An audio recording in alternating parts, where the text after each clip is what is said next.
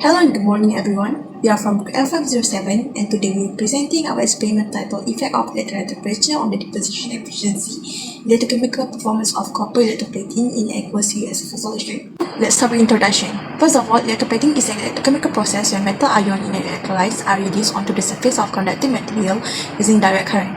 It is widely used across industry, especially for corrosion protection, surface enhancement, and lastly for decorative finishing. In our experiment, we electroplate copper onto a coin using 1.0 molar copper to sulfate solution. The coin functioned as the cathode, and the goal was to study how changes in electrolyte temperature will affect the efficiency of this deposition process. Let's move on to the redox and Faraday's law involved in this experiment. First of all, the electroplating process is driven by the redox reaction in an electrolytic cell.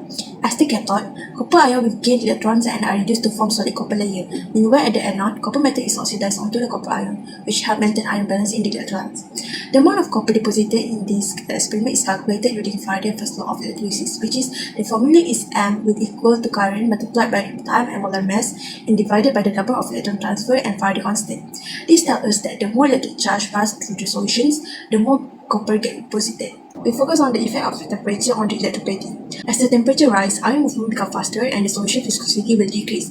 This will increase conductivity, and all of which this enhances the deposition process. But if the temperature goes too high, it can lead to some reaction like hydrogen gas formation. This will reduce the current efficiency and can affect the uniformity and quality of the copper coating. This experiment was designed with three main objectives. First of all is to examine how temperature affects the mass of copper deposited. Second of all, to evaluate the current efficiency at different temperatures. And lastly, the third one is to determine the temperature range that gives the most effective copper deposition with minimal side reaction. We use three different chemicals, which is 1 molar copper sulfate, 1 molar hydrochloric acid, and distilled water. The apparatus that we need to use in this experiment is DC power supply with emitter, copper strip, coins, analytical balance, 250 ml beaker, thermometer, heater with a thermostat, retort stand and clamp, and stopwatch.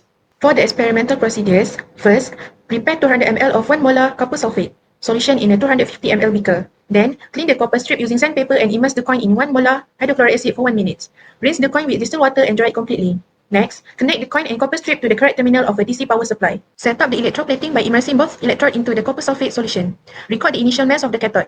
Adjust the heater to maintain the temperature at 30 degrees Celsius. Once stable, start the stopwatch and allow electroplating to run for 15 minutes. After electroplating, remove the cathode, rinse it with distilled water and dry it carefully. Measure the final mass of the coin. Repeat this entire process at three different temperatures, 40, 50, and 60 degrees Celsius. Now let's move into results and data. Table 1 shows the recorded and calculated data for the mass of copper deposited at different temperatures.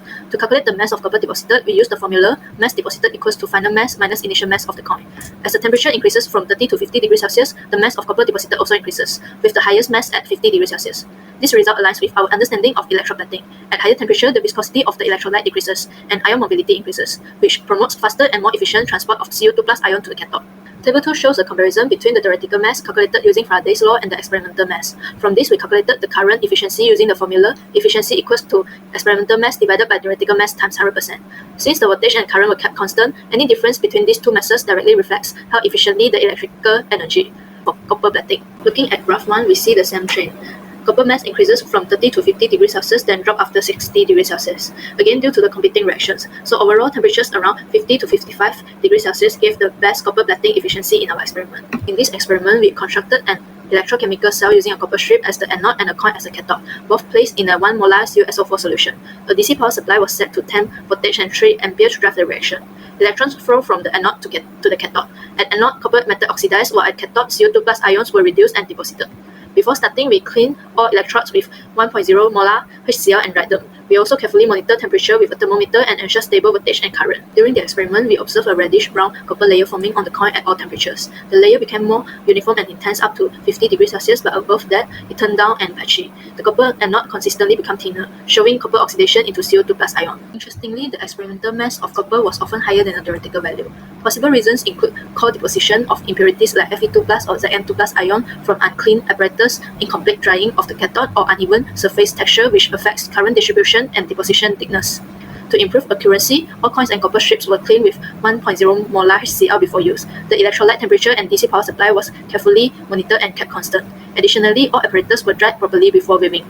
In conclusion, increasing the temperature of the electrolyte can improve the efficiency of electroplating with optimal result between 45 to 55 degrees Celsius. The efficiency decreased at 65 degrees Celsius due to the unwanted side reaction such as water electrolysis.